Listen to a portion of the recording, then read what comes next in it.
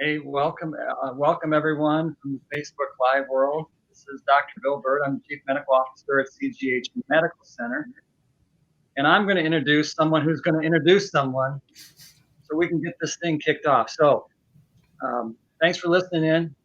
I want to introduce Deb Keaschall. And Deb is the Manager of Volunteer Services here at CGH Medical Center. And she's going to talk a little bit about what that is and introduce my guest today. So, Deb, you're on. Thank you, Dr. Bird. It's certainly an honor to be a part of the volunteer program here at CGH, and I'm going to let our Auxiliary President, Dave Osborn, tell you more about our volunteer services. Dave has been the Auxiliary President. He's in his third year serving. Dave is also a frontline volunteer. He works at the reception desk every Tuesday morning, and just today finished driving the golf cart shuttle over at the main clinic. So Dave's going to tell you a little bit more about the auxiliary, our history, and the upcoming holiday lighting project. So Dave, take it away. Hey, good morning, everyone. Thanks. And I'm wearing, as you'll see, my tribute to Dr. Bird, Bow Tie Thursday. This is double Bow Tie Thursday, Dave. You're the first guest I've had on here who's gone strong with the bow tie. So hats off to you. Hey, I'm doing my best to chip in. I appreciate that.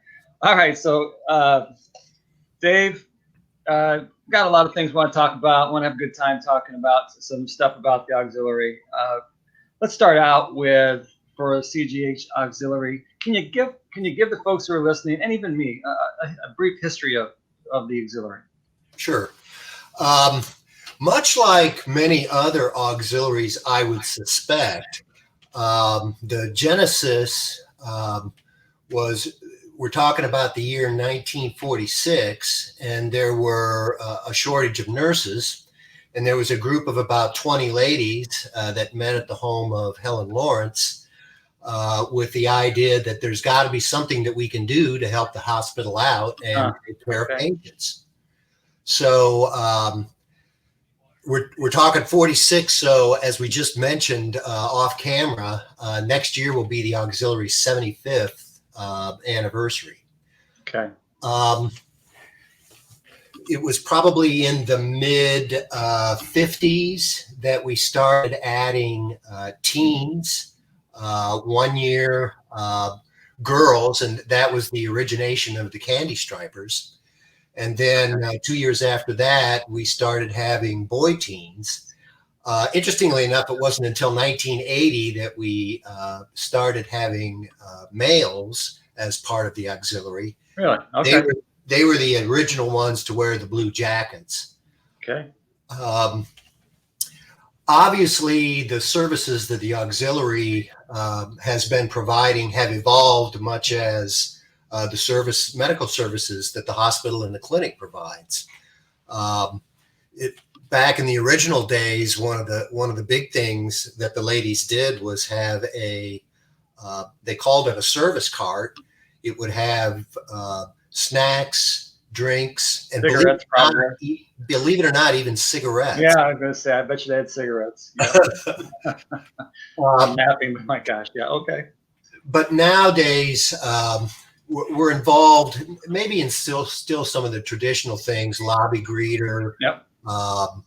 Front desk, where we help guide patients through the process. We even take them up to where they're going to have their procedure that's going to be performed. One of our big things is a few years ago, the auxiliary took over the running of the hospital gift shop. So most of our volunteers are there on, usually from 9 until 4.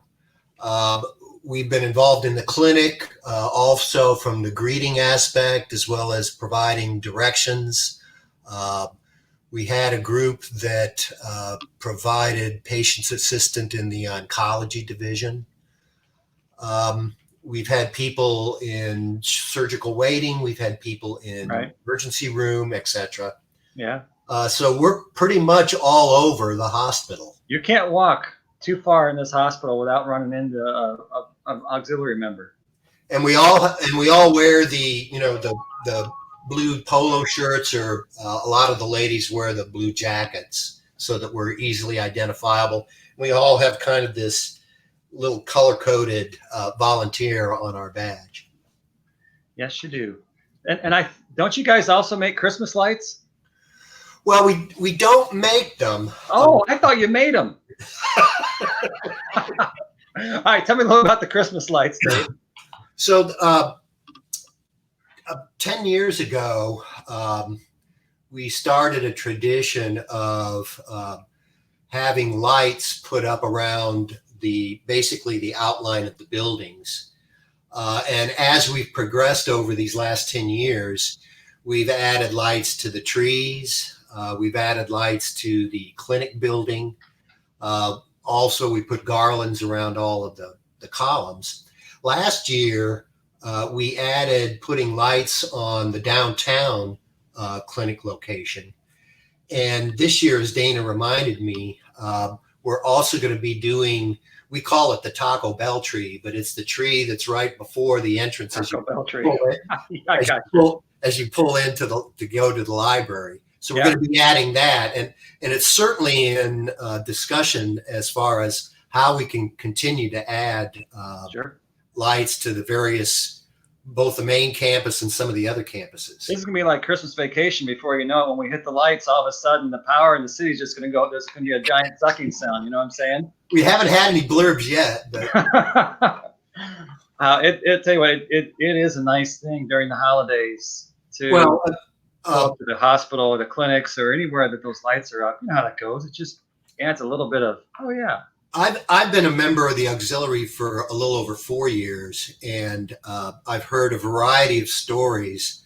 The interesting ones are feedback from patients' families, where the patient, you're just not feeling, on top of the world, but they look out of their window and they see the lights, and it just adds just that little thing that really makes a difference in patients' days. Yeah, and that'd be even more so this year to be able to see those lights. That's for sure. So tell me how we're doing we usually have a lighting ceremony, Dave. So kind of tell us how you guys are going about it a little differently this year. Well, of course, as with everything else, with the pandemic, we are planning on we're still going to have a lighting ceremony where we officially count down and various members of the administration, myself, make some comments. I think we're still going to have the madrigal singers participate again on a virtual basis. That's going to be scheduled on November 17th this year. And we'll send out more information about how people can view it, how it can be watched, etc. Sounds good. If I remember right, also there'll be an opportunity. I think we probably could have it. We probably have it on our Facebook page and our website. If folks, we've had people in the past who have donated memorials and those type of things, and it allows you all to expand the number of lights that you can put up and that type of stuff. Not only that, but we just started that donation process for the lights last year. Oh, okay. I thought it was longer now. We had over 75 people contribute almost $1,000. But what was really cool was they were able to make the donation in the name of someone they lost or someone that recovered or just a member of the family. Yeah. And the CGH marketing division did a really nice job of putting as a background, and we're going to continue to do that, putting as a background, just saying who's made a donation and in whose name. It's a really nice. That is cool. That is cool. And I think you mentioned this, but just so we're clear, for those people who go to the main clinic, the golf cart people are Dave's people too, right, Dave? That's right. That's right. We started that service last summer.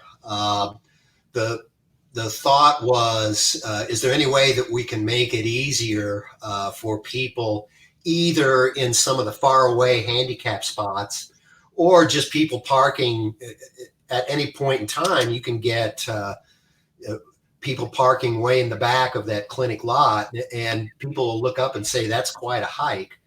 So we just decided the auxiliary we tricked up a golf cart so that there's a back seat, and the volunteers will pull up and drive right next to the person that's pulled in, and we'll ask them if they need a ride or they need any assistance. And it's just been fabulously received Sure. by the clinic patients and a lot of people, just guests. What it happened to me, I drove the cart this morning, and it happened to me this morning is you see a van pull up, and it's a mom with an infant and one or two toddlers, and she just needs an extra hand. And the toddlers are always dying to ride in the back seat. So it's been very well received, and nice. It's a nice service. That is. Hey, Dave, tell us your story about how you got involved in the auxiliary and why you do what you do.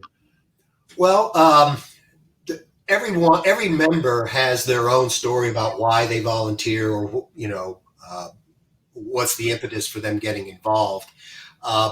My career, I've been retired 4 years, but my career was in the insurance industry. Interestingly enough, insuring physicians in hospitals.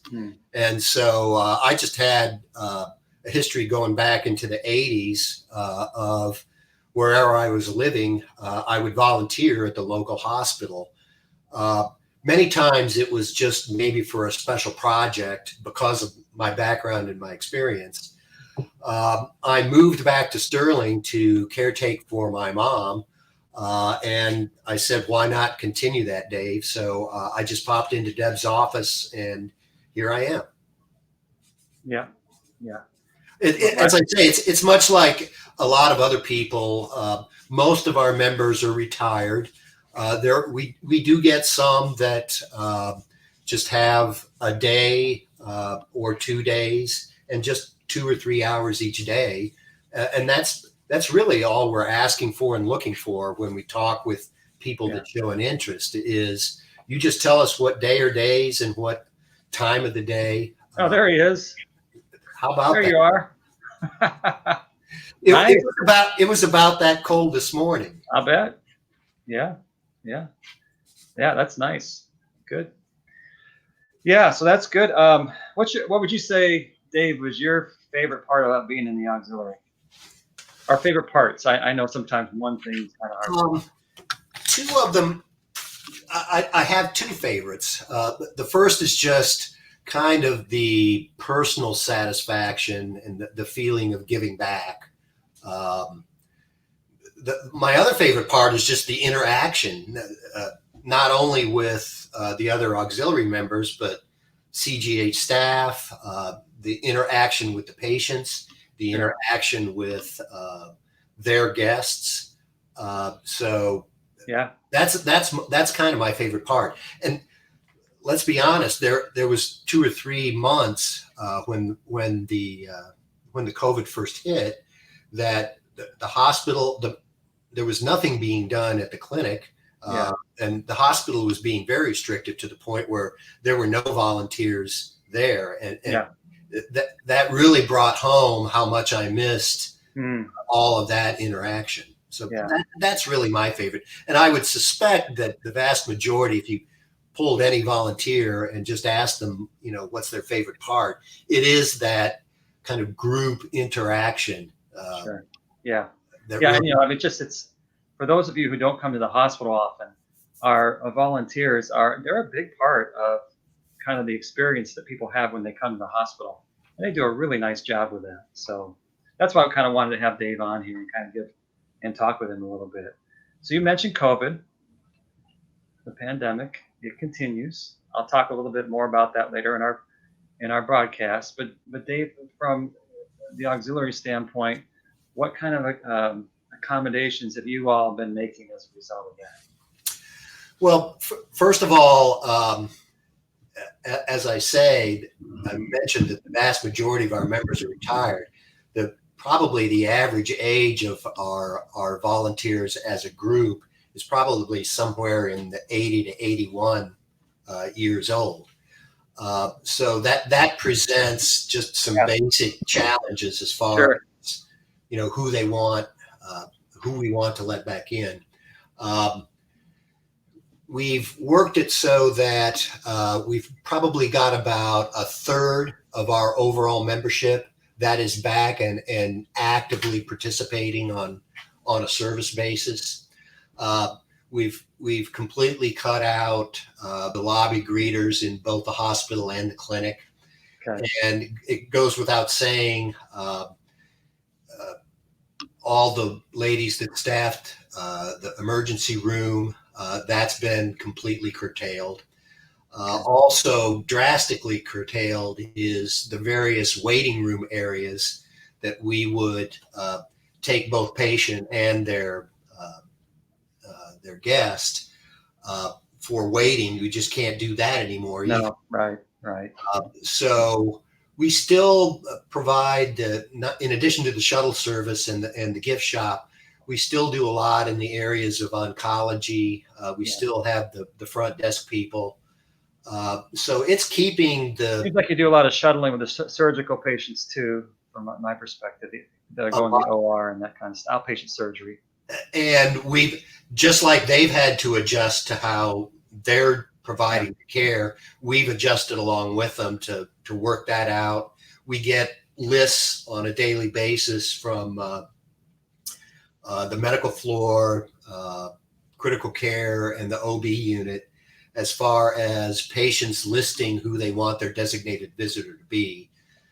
There were some bumps as anything else along the way, but that's worked out fairly nice. I must say, I would remark that just the general public, I've noticed, have been very accommodating as far as understanding why, for example, they can't go in with their mom when she gets a mammogram. So that I'd say to a person that that's been a pleasant experience. Good. Yeah. So okay, we're gonna do a little bit of name that auxiliary member here, Dave. And by the way, I'm looking at you. You look so much tanner than me. You're like the George Hamilton of the auxiliary here.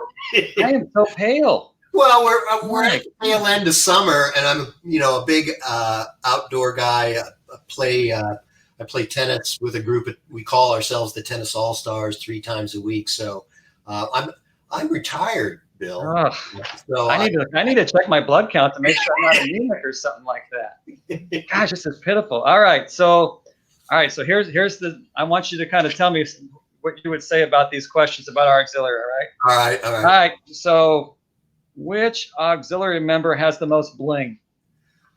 Without question, it's got to be just a wonderful lady. Her name is Ethel Broderick. Ethel is 91. But you should have said that, Dave. She's going to get you.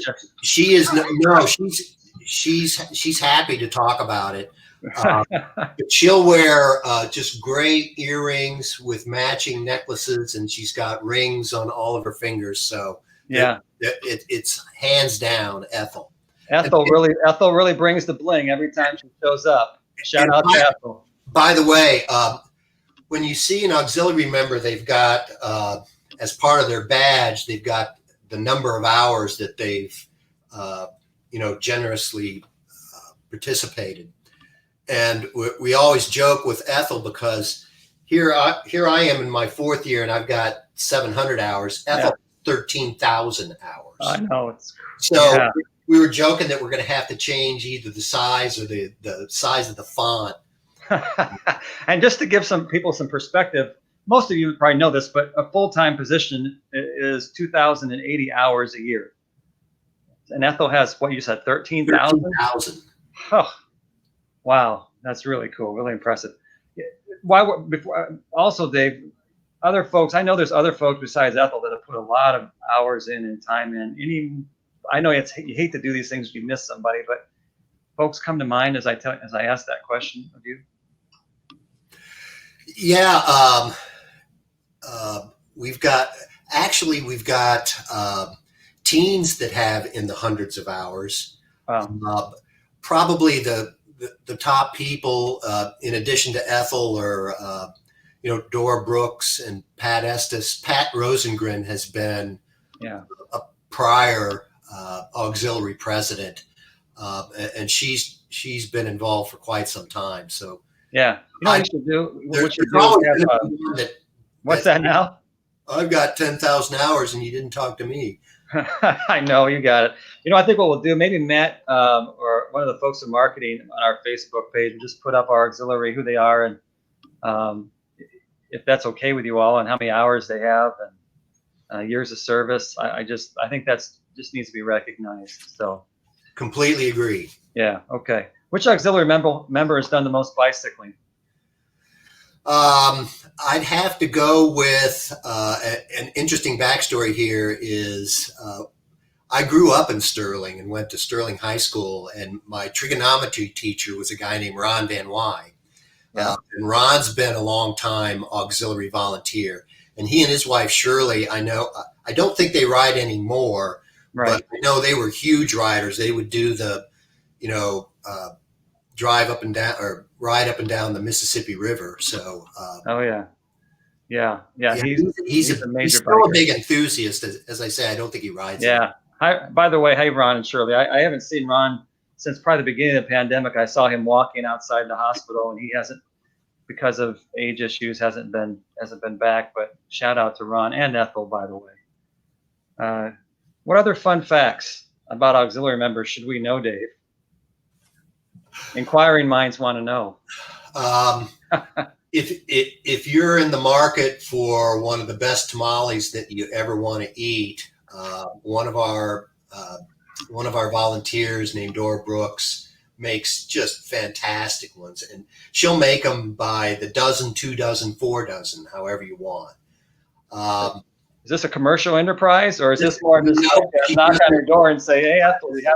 Almost all of our volunteers do. They do it out of the goodness of their heart. So you just tell her what kind you want. Yeah, I know you have some volunteers. Shirley, that works up in the front, she also volunteers in another place. I see her at rest table when I go there to see patients. That's also an interesting observation. They'll volunteer at their local church. They'll volunteer at the senior center. I'm a board member out at hospice along with Deb. So okay. I think you find that when you get people that have that volunteer, wanting to pay back itch, if you will, doesn't necessarily just get scratched by the participating in the auxiliary. They're very generous with their time. Yeah, they are. Dave, any other shout outs you want to give? I don't want to not give you that opportunity. Two people come to mind. One is, as I mentioned, the auxiliary runs the CGH gift shop, and we've got a person that is the manager of that gift shop. Her name is Kim Scrogstad, who's done just a fantastic job of making all of the adjustments necessary for COVID with, making sure that there's proper distancing, plexiglass, change in basically our clientele, because we can't really take anyone from outside anymore. So it's really, most of the sales now are just from CGH staff, CGH volunteers, and maybe the occasional designated visitor. Yeah. But Kim's just done a great job of making that adjustment. Yeah. And the other one I'd shout out, Lynette Damhoff, who's a very recent addition to our auxiliary board.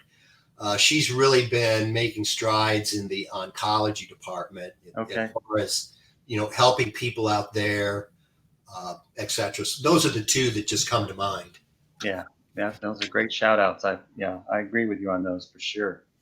Okay, so Dave, by now, people that are watching this, that have stuck with us, thank you if you stuck with us, are probably just like, they are just ready to jump out of their chairs because they want to volunteer. They want to be part of this. They want to get in on this. How do they do that? How does that work? Well, you can come to the front entrance. You'd get screened just like everyone else, and you'd be directed into the volunteer manager Deb's office, which is right there by the the front entrance to the hospital. Most of the procedure is filling out an application, and then we just sit down with them and have discussions as far as, what day or days of the week would you be interested in, what hours. There's some people that like early in the morning. Yep. There's some people in the afternoon. As I mentioned, we've got a variety of services that you can choose to participate. You can also get all of the information that you need at cghmc.com, and then you can go through the menu and there's a specific area on auxiliary. Are we taking on new auxiliary folks right now, Dave, with everything going on? Or are we just kind of having folks like that kind of get those that are interested, and then as right now from the pandemic, we would do that? We're trying to fit in those people that already are auxiliary members, as far as trying to see how we can fit them back in. I'll mention the one area, interestingly enough, where we would entertain new volunteers is if you like driving a golf cart. We've still got days and times that we'd like to be able to provide that further service. So take your pick on coming in person or checking it out on the website. I just saw Pat show up there piping in. Hey, Pat, how you doing? Good to see you. Good to hear from you. I think that anything else we need to talk about, Dave? It's been good to chat with you. Well, just a couple of the other services that the auxiliary provides, in addition to just our daily help here. Once a year, we provide scholarships to local students. Oh yeah. You simply have to fill out an application again on the website. We give anywhere from 5 to 10 students a year, $1,000 a year. You have to be related, of course, into the medical field. So that's something that we have a long tradition of doing, and it's pretty good work. Yeah, that's a good point. The auxiliary also sponsors we have a long hallway in between the clinic and the hospital, where we sponsor particular artists. Sometimes it's a CGH staff member. Sometimes it's kids from Woodlawn Arts Center. We've also had local artists from the Sterling Rock Falls, Morrison area that display the artwork. Right now we have a hospitalist photographs, Dr. That's Schaefer. right. Yeah. That's right. And outside of the Woodlawn kids art, the artists usually indicate on their artwork what's for sale and for how much. And as part of that, they donate a small percentage back to the auxiliary so that we can continue to do all the things that we do. Yeah, that's cool. It's a sweet program. Yeah. Hey, Dave, it's been great having you on. Great job. I'm sure the folks listening really enjoyed hearing more about the auxiliary. I am so appreciative of the work that the auxiliary does. You guys are just, can't say enough about the help that you lend all of us here at the hospital. So thank you for being a part of our broadcast today, and thank you for the work you all do. Absolutely. No charge, Bill. Good enough. All right. So I wanted to talk a little bit of COVID stuff. And here's what I wanted to share with everybody. Here's our numbers right now, just to give you a sense of where we're at. Testing wise, I bet you Matt will put up the county stuff, but for our hospital, we've tested now 8,219 people. Now there's the county stuff. So 1,294 confirmed cases and 25 deaths. I think the deaths have gone up 3 or 4 since last week, and definitely the cases have gone up quite a bit. Our number of tests we've done is 8,219. We've had 662 positive. We've had 7,404 negatives. And just to give you some perspective on how many people are testing positive right now, I know yesterday we had 32. The day before that we had 41 here at the hospital. And that definitely is an uptick. And it's not just that we're doing more testing, although that is part of it. The other part of that is that we're having more positive test results. Yeah. So like I was saying last week, that definitely is, it's fitting in with what we're seeing here in our community in the Midwest, for that matter. You know, and we have quite a few more COVID patients in the hospital. We had like this morning, we had 5 in the CCU and 10 patients on the surgical floor that were COVID positive patients. Yeah, and I'm a hospitalist today, so I saw a few of those folks. So yeah, we're definitely, and I would say that earlier on in this, even in the earlier summer, midsummer, we would have 1 to 5 patients in the hospital that are COVID patients. So it's just a percentage game. The more people you have in your community that have COVID, a certain percentage of them, small, but a certain percentage of them are going to get sick enough that they have to be in the hospital, and that's what we're feeling here at the hospital. So it's definitely been, we're managing, but it's definitely different now than it was back even 2 months ago, for sure 3 months ago. In some ways, it's when we were most concerned was the time. I wish we had a little more of that now. And I was reading that in some ways people feel like they want to be done with the pandemic and with the COVID, but COVID's not done with them. And I think that's what we're seeing. So some of the things that we're going to have to change, we've decided to change here at the hospital as a result of the increased number of cases in our community. Let me kind of talk those through. So we have started testing anyone who's admitted to the hospital with our rapid test. We think we have enough of those rapid tests to be able to do that now. That was an issue before. So we're going to test anyone who's admitted to the hospital for COVID. And before they come upstairs, we'll know that. We're going to go back to, unfortunately, we're going to have to go back to some visitor restrictions. So on the hospital side, if you come to the hospital, we are not going to allow visitors other than for a few exceptions, like someone who's in labor in labor and delivery will have a support person. If someone is terminal or significant end of life issues, who's not a COVID patient, we will let a visitor come up, and so we'll have some, but by and large, we're not going to have visitors, and that's just an effort to try to. It helps us to try to keep everyone safe here by doing that. So that's one of the things, and that'll start Friday. That'll start tomorrow. What else did I wanted to mention? Oh, for our workers, we're going to have go back to as many as possible work from home that are able to work from home. I know that's obviously not all clinical folks can't do that, but we're going to try to do that. So and we'll, as the next week or as weeks go by, we'll make further adjustments based upon all the stuff that we're looking at, the number of cases in the area, how we're doing in terms of our testing supplies, how we're doing in terms of our PPE, how we're doing in terms of having staff available to work. So we definitely have had staff members that are out due to quarantine or being positive. And I might mention about that, the vast majority of our employees that are out are typically out, it's not because of interactions with patients. It tends to be more other stuff outside of that interaction.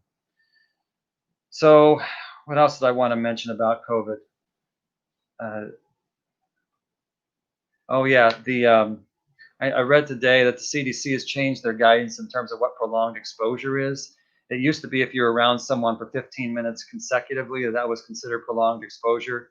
And now they're going to 15 minutes in totality. So if you had a little bit here and there that you're exposed to someone with COVID, that can add up to 15 minutes, and that is considered prolonged exposure. So that will have some impact in terms of perhaps who needs to quarantine, who needs to be tested, who's at higher risk, those type of things. I also would give a shout out to ReadyCare. They've been doing a really nice job. Gosh, if I remember right, they were like in the 140s in terms of patients that they saw on Monday. Just yesterday, they sent to our lab 116 tests to process. So that tells you they had at least that many patients that they saw. So, and they have a really nice system down with their tent to get patients who have who are concerned, have symptoms through that process in a pretty slick fashion. So I just want to thank them for the work that they're doing with this. And the other thing I just mentioned is I have two other things. Number one, some folks will say that this is the same as the flu, that this COVID is. It's not, in that even in a bad flu season, we just don't see that many patients who are hospitalized like we're seeing right now. So it's a percentage game, and a higher percentage. It's still not, most of the people that get COVID do well, but there's a higher enough percentage of people who get COVID who get really sick and have to be in the hospital that it does, and it can stretch a hospital because of the number of folks that end up being hospitalized. And our community rate is affecting our hospitalization rate for sure. I saw something that the next few months are going to be something that we're going to have to really try our best to see if we can work our way through and encourage folks to continue to do all the right things. You have a combination of folks who have pandemic fatigue. They're just tired of all of this pandemic stuff. Understandable. You have folks who have pandemic anger, who are just, they either don't believe that it's actually legit, it's a hoax. They're just upset about that, so they're going to struggle to really follow any recommendations. And then you have the fact that with the cold weather, more and more folks are, when they do get together, it's harder to get together outside. So when you're inside and you don't have the fresh air and you have indoor ventilation, that increases the risk of folks obviously coming down with COVID. So that whole, that trifecta is going to have an impact, I think, in the next few months. So we're all hanging in there. We're all doing okay. We're going to make it through this. But it's going to keep. I'm planning on this continuing to go on for some period of time, and I don't know when that period of time is going to end. So I'm just trying my best to hunker down and be part of that. Oh yeah, Matt put up some information from the health department in terms of a drive-through that's happening through the health department this weekend. So yeah, that's a good thing to be aware of. All right. Any other questions? Dana, Matt, did I cover everything? Anything that you wanted to make sure that I do? Give you guys a chance to. All right. Hey, as always, I appreciate everyone listening, taking the time to hear what's going on. I am looking forward to next week. So about, 3 weeks ago, we did a field trip and went through the new behavioral health unit that we're going to have here at the hospital. Next week, we're going to do a field trip through our emergency department. So we're going to do a walkthrough of our emergency department, and we're going to do that. We'll do it that morning, and it'll be tape delayed, and then we'll be able to show it to you next week. I'll probably have some COVID updates and then encourage folks to go to that, to take a look at that. So ED field trip next week. Until then, everyone be safe, take care. We'll talk to you then. Bye.